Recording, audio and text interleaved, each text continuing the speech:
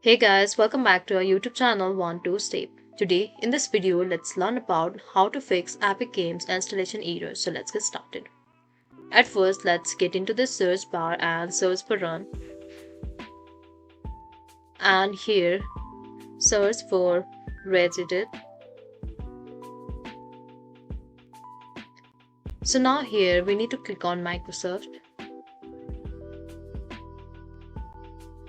And under this we can see DirectX over here. So let's tap on this, and here we can see this version option. So let's tap on this one. So let's open this, and here we can see our value data here, and in 09 we need to change this to 08 and simply click on OK. Now your installation error will be solved.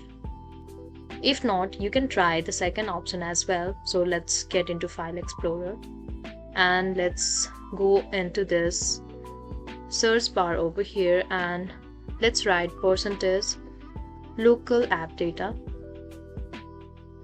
and close it with % again.